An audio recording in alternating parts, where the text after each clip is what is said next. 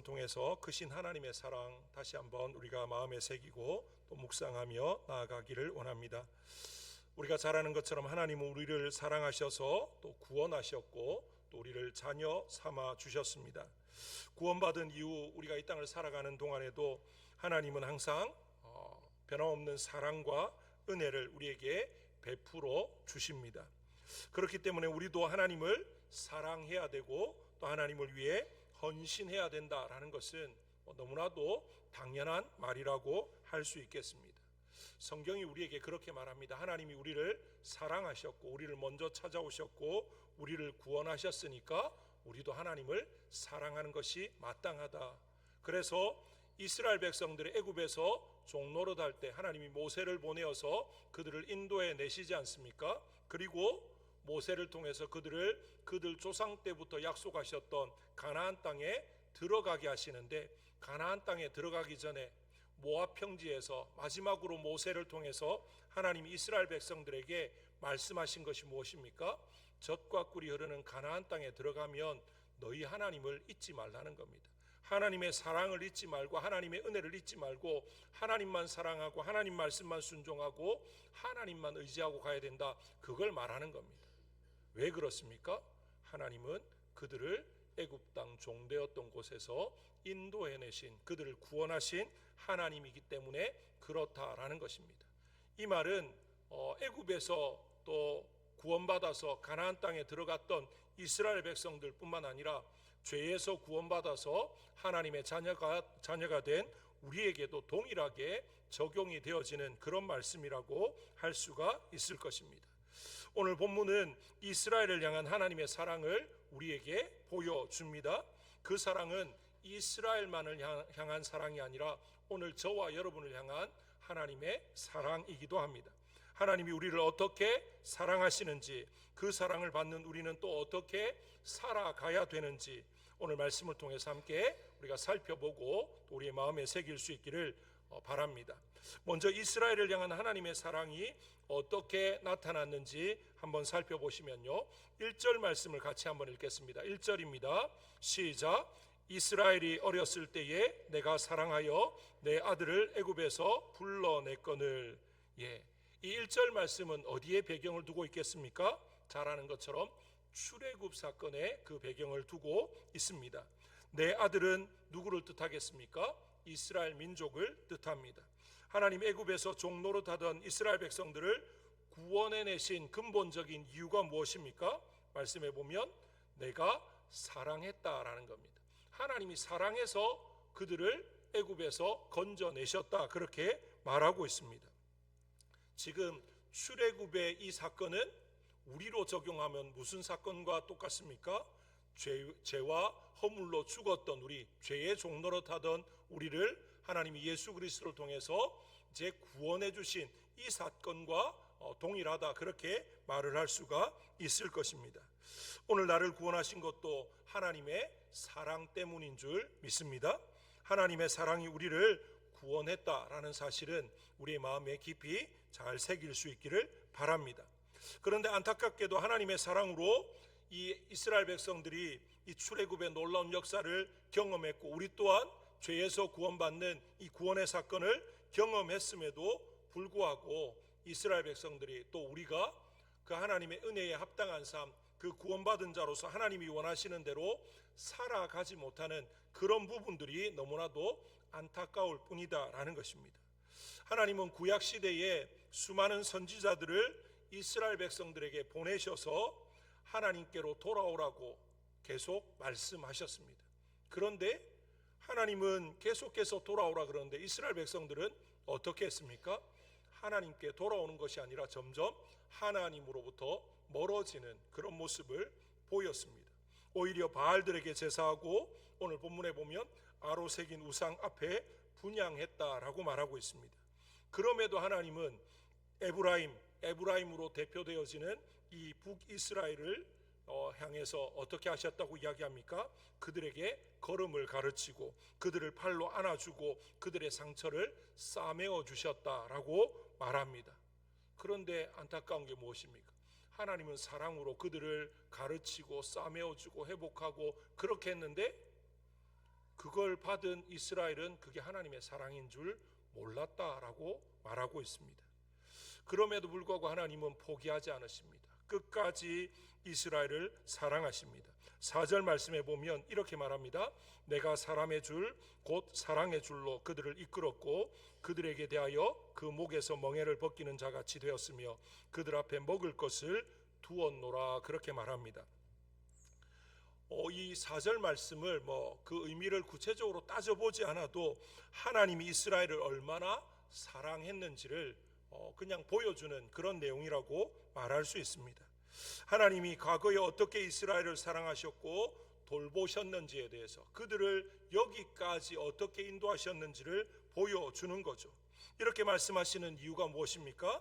이스라엘이 그런 하나님의 사랑을 깨닫고 하나님께로 돌이키기를 바라시기 때문에 그렇게 말씀하십니다.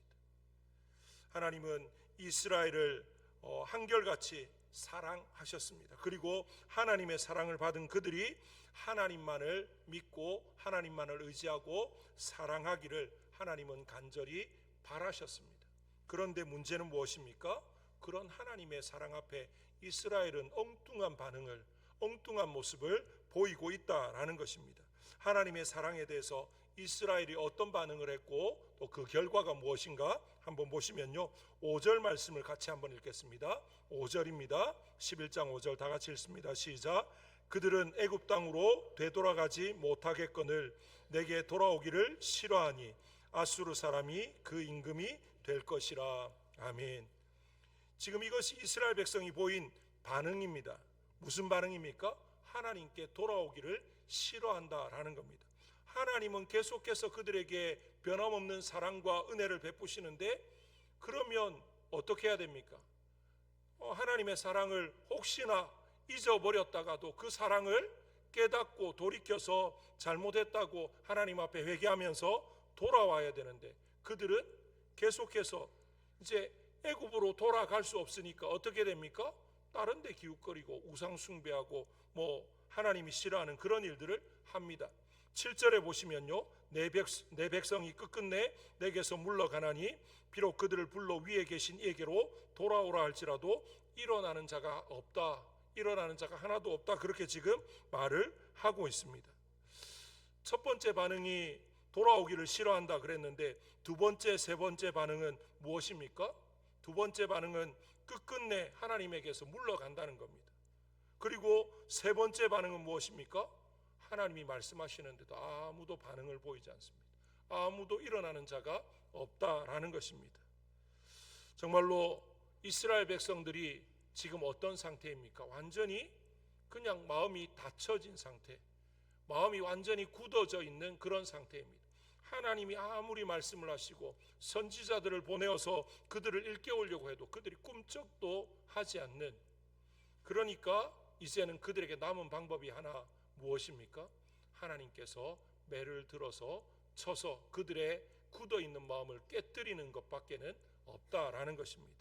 그래서 결국에는 아수르의 침입으로 인해서 북이스라엘은 멸망당하게 되는 거죠. 하나님이 그렇게 하시는 이유는 뭡니까? 그런 고통을 겪으면 이제 고통을 통해서라도 하나님께로 돌이키기를 원하시는 거죠. 그들을 고통 가운데 던져버리고 그래서 신음하고 완전히 죽어 없어지는 것, 그걸 원하시는 게 아니고요. 그들이 그냥 말로 해서 안 되니까 이제는 하나님이 지금 눈물을 머금고 그들에게 최후의 수단으로 이방의 그 아수르를 들어서 이스라엘을 그냥 무참히 짓밟게 하시고, 그런 비참한 상황 가운데서 그들이 뭘 깨닫게 하시는 겁니까? 이전에 우리가 누렸던 게 하나님의 은혜였구나, 하나님의 사랑이었구나, 여기까지 왔던 것들이 하나님의 은혜였는데 우리가 몰랐구나, 이제 그걸 깨닫고 하나님 앞에 돌아오라는 것입니다. 그래서 5절 마지막에 보면 이렇게 말하지 않습니까? 아수르 사람이 그 임금이 될 것이다. 무슨 말입니까? 아수르가 이스라엘을 정복하고 다스리게 될 것이다. 그걸 지금 말하는 것입니다. 이제 아수르가 들어오게 되어지면 이스라엘에 어떤 문제가 생깁니까? 어떤 상황들이 펼쳐집니까? 6절에 칼이 그들의 성읍들을 치며 빗장을 깨뜨려 없이 하리니 이는 그들의 계책으로 말미암음이니라. 북이스라엘이 하나님께로 돌이키지 않으니까 하나님께서 아수르라고 하는 이 나라를 들어서 이스라엘을 완전히 산산조각을 내어버리는 겁니다. 정말로 하나님께서 선지자를 보내고 하나님의 사람들을 보내서 돌이키라고 했을 때 그들이 회개하고 돌이켰으면 이런 지경에까지 안 가도 되는데 안 되니까 하나님이 자기가 택한 백성 이 민족을 포기할 수 없으니까 어떻게 해서라도요 매를 들어 쳐서라도 그들을 돌이키시는 그 모습을 우리에게 보여주고 있습니다. 우리 인생의 모습에서도 자녀가 말을 안 들으면 그냥 포기해버립니까? 말로 해서 안 들으면 아이고 뭐 포기하고 너는 네 인생 나는 내 인생 그렇게 하는 부모가 있습니까? 아니요. 자녀를 사랑하기 때문에 말로 해서 안 되면 매를 듭니다. 정말로 매를 들어서 자녀를 때리고 그 자녀가 눈물을 흘리고 몸에 그 매로 인해서 상처가 생기는 그걸 좋아하는 부모는 아무도 없습니다. 어떻게 보면 아이의 그 손이나 뭐 종아리나 이런데 매로 인해서 상처가 들면 부모의 가슴에는 그보다 더 큰 그런 아픔들이 있을 겁니다. 그럼에도 그렇게 하는 이유가 무엇입니까? 사랑하기 때문에. 아이를 그렇게 내버려 두면 아이의 인생이 망가질 것을 너무나 잘 알기 때문에 그렇게 하지 않습니까? 우리 하나님의 마음이 지금 이스라엘을 향해서 그러했다라는 것입니다. 만약에 하나님께서 이스라엘을 사랑하지 않으신다면 어떻게 하셨겠습니까? 그냥 내버려 두면 됩니다. 사랑의 반대는요 징계가 아니고 무관심입니다. 그냥 버려두는 게 사랑의 반대입니다. 그런데 우리가 잘못하면 하나님이 우리를 징계하시기도 하고 우리가 잘못했을 때 어떤 어려움을 통해서 깨닫게 하신다면 하나님이 아직도 우리를 사랑하고 계시는구나 우리가 깨달아야 되는 거죠. 내가 잘못했는데도 아무 일도 벌어지지 않고 아무 일도 일어나지 않고 그냥 더 잘 된다. 그 말은 하나님이 지금 나에게 무관심하시구나 그렇게 생각할 수밖에 없는 거죠. 이제 이렇게 하나님께서 이스라엘의 하나님의 사랑에 대한 엉뚱한 반응 그 결과로 이제 아수르를 통해서 짓밟아버리는 그런 결과가 있게 되는데 이런 큰 위험에 처한 이스라엘을 바라보시는 하나님의 마음이 어떠한가라는 거죠. 8절 말씀을 같이 한번 읽겠습니다. 8절입니다. 다 같이 읽습니다. 시작. 에브라임이여 내가 어찌 너를 놓겠느냐 이스라엘이여 내가 어찌 너를 버리겠느냐 내가 어찌 너를 아드마같이 놓겠느냐 어찌 너를 스보임같이 두겠느냐 내 마음이 내 속에서 돌이키어 나의 긍휼이 온전히 불붙듯 하도다. 아멘. 예, 지금 이스라엘 백성들이 회개하고 돌이키지 않아서 결국에는 아수르를 통해서 짓밟게 되는 그런 상황이 그들에게 닥쳐올 건데 그런 그들을 바라보는 하나님의 마음은 어떤 마음입니까? 내 말 안 듣더니만 그래 한번 당해봐라 그래 봐야 한다 내가 알지 이런 마음이 아니다라는 거죠. 하나님의 마음은 8절 마지막에 내 마음이 내 속에서 돌이키어 나의 긍휼이 온전히 불붙듯 한다.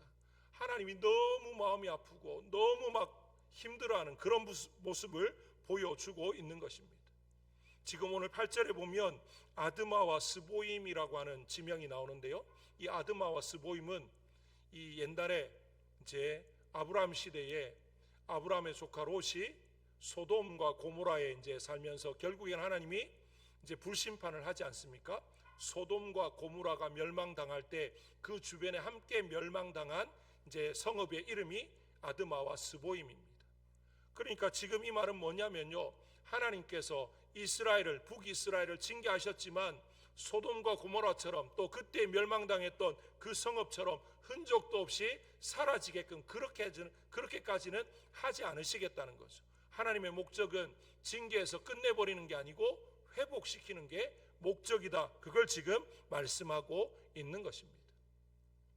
하나님의 사랑입니다. 지금 하나님이 드신 이 매는 그냥 없애버리기 위한 매가 아니라 회복하기 위한 사랑의 매다라고 하는 것을 우리에게 보여주고 있습니다.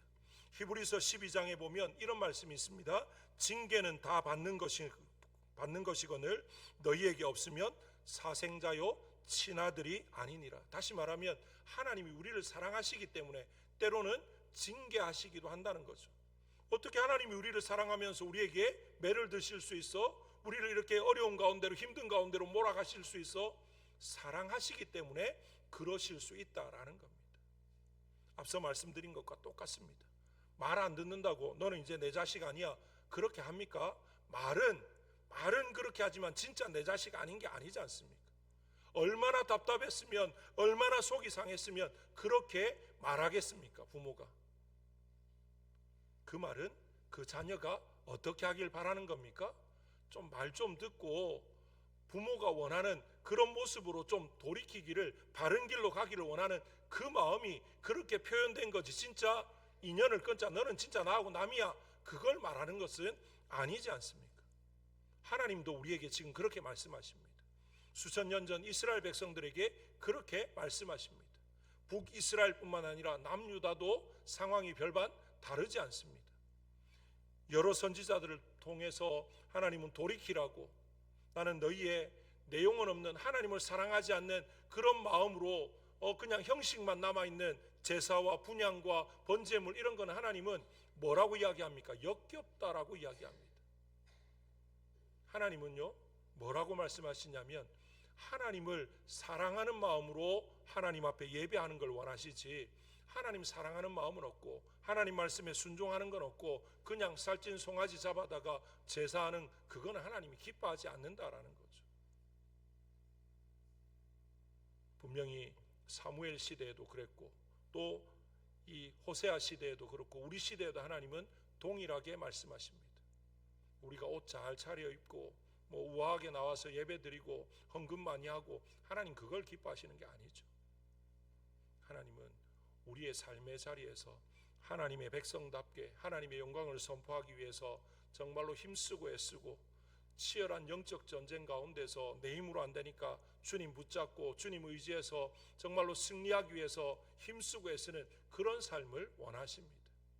그냥 세상과 타협해서 좋은 게 좋은 거야 그러면서 별로 어려움 없이 고통 없이 그냥 평탄한 길 가면서 이게 하나님 주신 은혜인 줄 알고 감사합니다, 그걸 원하는 건 아니다라는 거죠. 지금 북이스라엘의 모습이 뭐냐면요, 북이스라엘이 멸망하기 전에 굉장히 좀 흥왕했습니다. 경제적으로 여러 가지 면에서 좀 안정되어지는 그런 모습을 보였습니다. 그러니까 북이스라엘의 왕을 비롯한 모든 백성들이 어떤 마음을 가졌냐면요, 선지자들을 통해서 회개하라고 돌이키라고 계속 이야기를 하는데 무슨 생각을 하냐면, 아니야, 우리가 지금 경제적으로나 뭐 여러 가지 면에서 잘 사는 건 하나님이 복 주신 건데 뭘 잘못했길래 우리가 자꾸 하나님께 돌아가야 되냐, 뭘 잘못했길래 회개해야 되냐, 그러고 있었다라는 거죠. 외적인 어떤 상황이 우리의 신앙을 대변해 주는 것은 아니다라는 사실을 기억했으면 좋겠습니다. 하나님 말씀에 비추어서 우리의 심령을, 우리의 삶을, 우리의 모습을 정확하게 볼 수 있기를 원합니다. 지금 이스라엘 백성들의 모습은요, 그냥 영적으로 완전히 썩어 문드러져 있습니다. 그런데도 겉으로 잘 먹고 잘 살고 있으니까 오, 하나님 복 주신 거야, 오, 하나님이 우리와 함께 하시는 거야, 우리는 아무 문제 없어, 그러고 있었다라는 거죠. 아니요, 속으로는 지금 회복이 불가능한 상태였습니다. 그걸 깨달을 수 있어야 되는데 그걸 깨닫지 못하니까 하나님이 어떻게 하십니까? 그 안에 얼마나 심각한 문제가 있는지를 외적인 고통과 고난을 통해서 들추어 내시는 거죠. 그렇게 해서라도 어떻게 하기를 원합니까? 아, 내가 문제가 있었구나, 내가 심각한 문제가 있었구나, 내가 하나님을 떠났구나, 그럼에도 불구하고 하나님이 나를 사랑하셔서 나로 돌이키게 하려고 이런 일을 행하셨구나, 그걸 깨닫게 하는 것입니다. 저와 여러분에게 하나님이 이 호세아서 말씀을 통해서 주시는 말씀이 무엇입니까? 오늘 우리 시대 가운데 겉으로 볼 때는요, 이전 시대에 비해서 훨씬 편안해졌습니다. 많은 것들을 누립니다. 신앙생활하기 얼마나 좋아졌습니까? 제가 여러 번 말씀드렸지만 불과 한 30년 40년 전만 해도요, 우리는 어떻게 해야 됩니까?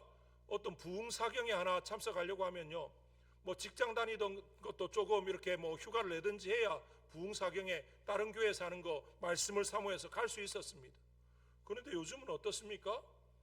그냥 집에 앉아서 TV로 또는 인터넷으로 클릭 몇 번만 하면요, 전 세계에 내노라는 목사님들의 어떤 말씀들 그냥 넘치도록 듣지 않습니까? 너무 좋아졌습니다. 너무 좋아졌는데 우리의 신앙은 어떻습니까? 우리 앞선 세대에 비하면 너무 좀 보잘것 없어졌다. 죄송합니다. 표현이 좀 심하지만요. 그렇지 않나라는 생각이 듭니다. 과연 우리는 말씀을 정말 사모하고 살아가는가? 예배가 얼마나 소중한지 제대로 좀 알고 살아가는가? 우리 앞선 세대의 어른들 생각해 보십시오. 주일 성수하려고 얼마나 몸부림쳤습니까? 그런데 우리는 어떻습니까? 갈 수 있으면 가면 좋고 아니면 어쩔 수 없고, 그런 생각들이 우리 가운데 은연중에 있지 않습니까? 주일 성수 목숨 걸고 하려고 하지 않습니다. 어쩔 수 없는데, 이 시대가 그렇는데, 물론 시대가 변했습니다. 하지만 우리의 마음 중심은 더 불붙듯해야 되고 더 간절해야 되지 않겠습니까? 그런데 어느 순간인가 시대가 그러니까, 상황이 그러니까, 환경이 그러니까 어쩔 수 없지, 그렇게 하면서 우리의 신앙마저도, 우리의 중심마저도 많이 해이해지고 좀 흔들리고 있지 않는가 돌아봐야 되는 거죠. 지금 이스라엘 백성들의 모습은 그런 모습보다 더 심각한 그런 모습이 되었습니다. 그러니까 하나님께서 그들을 너무 사랑하시니까, 하나님의 사랑이 크면 클수록 어떻게 됩니까? 그들을 향한 진노도 커질 수밖에 없는 겁니다. 왜 가정에서 자녀가 잘못하면 부모가 화를 내고 그렇게 막 너무 속상해서 때로는 소리도 치고 때로는 매도 들고 왜 그렇게 합니까? 그만큼 사랑하니까 그렇습니다. 생각해 보십시오. 모르는 집 애가 잘못한다고 막 화를 내고 소리를 치고 합니까? 아니요. 별 관심이 없습니다. 걔 이름도 모르고요, 누군지도 모르고 뭘 잘못했는지도 별로 신경도 안 씁니다. 왜요? 그 애는 내가 사랑하지 않으니까. 그런데 내 자녀가 잘못하면요, 진짜 막 어떻습니까? 이거는 말로 표현할 수 없는 거죠. 그러니까 그 속에 담아둘 수 없으니까 때로는 소리를 지르기도 하고 때로는 막 눈물을 흘리기도 하고 막 그렇게 하지 않습니까? 지금 하나님이 그런 겁니다. 이스라엘을 너무 사랑하는데 이스라엘은 하나님 마음을 모르고 하나님 사랑을 모르고 자꾸만 엉뚱한 길로 바알을 쫓아가고 엉뚱한 데 제단을 쌓고 분향하고 그러고 있으니까, 그러면서 그게 하나님이라 그러고 그게 하나님 사랑이라 그러고 있으니까 하나님이 안 답답하겠습니까? 그러니까 하나님이 그들을 깨우치기 위해서, 돌이키기 위해서 아수르라고 하는, 아수르가 얼마나 그 주변 나라들을 무참히 짓밟습니까? 그런 극약 처방을 통해서라도 자기 백성을 돌이키게 하고자 하는 것이 하나님의 마음이었다라는 것입니다. 하나님의 마음은 그때나 지금이나 변함이 없습니다. 우리를 사랑하십니다. 사랑하시기 때문에 우리가 곁길로 가는 것, 우리가 엉뚱한 길로 가는 것 하나님은 그냥 보지 않으십니다. 내버려 두지 않습니다. 그러면 우리가 어떻게 해야 되겠습니까? 곁길로 가서 하나님이 나를 사랑하나 안 하나 시험해 봐야 되겠습니까? 그만큼 어리석은 건 없죠. 제가 어릴 때, 아마 우리 여기 젊은 집사님들도 그런 말 많이 들으셨을 것 같은데요, 제가 초등학교 한 2, 3학년 될 때까지만 해도 저희 어머니가 말 안 들으면 그냥 하시는 말씀이, 니는 영도다리 밑에서 주웠다, 너 엄마 찾아가라, 그런 말을 했습니다. 그때만 해도 그 말을 진짜로 믿었습니다. 영도다리 밑에 가면 진짜 우리 엄마가 있는 줄 알았습니다. 오죽했으면 그런 말을 했을까. 나중에 커서 이제 얼마나 말을 안 들었으면 그렇게 말했을까 싶었는데, 우리 하나님 앞에 정말 하나님께서 그렇게 말씀하셔야, 그렇게 하셔야 나를 사랑하시는구나 우리가 깨닫는다면 그건 어리석은 것 아닙니까? 하나님이 왜 성경을 기록해 놓았고, 왜 우리 앞선 세대의 신앙의 인물들이 그런 많은 간증들을 했고, 또 우리 주변에 많은 믿음의 사람들이 하나님 앞에서 내가 잘못 살아서 매맞고 했던 것들을 왜 이렇게 이야기합니까? 하나님이 왜 그런 걸 말하게 하십니까? 그렇게 하지 말고, 그거 겪지 말고 하나님이 사랑하시는 걸 알고 바른 길로 가라고 하나님이 그렇게 말씀하시는 것 아닙니까? 저와 여러분 모두가 진짜 우리 부모가 딴 데 있는 줄 알고 엉뚱한 데 갔다가 그게 아니네 그러고 난 뒤에 막 온갖 고생 다 하고 와서 아이고 잘못했습니다, 그러는 어리석은 인생이 아니라 정말로 하나님이 좋게 말로 하실 때, 기록된 성경 말씀을 통해서 깨닫게 하실 때, 하나님 감사합니다, 내가 하나님 더 사랑하겠습니다. 하나님이 나를 사랑하신 것 내가 잊어버리지 않고 내 삶의 현장에서 그 하나님의 사랑을 노래하고 찬송하고 감사하고 그렇게 하나님께 영광 돌리며 살아가겠습니다. 말로만이 아니라 그렇게 살아가시는 저와 여러분 되시기를 주님의 이름으로 축복합니다.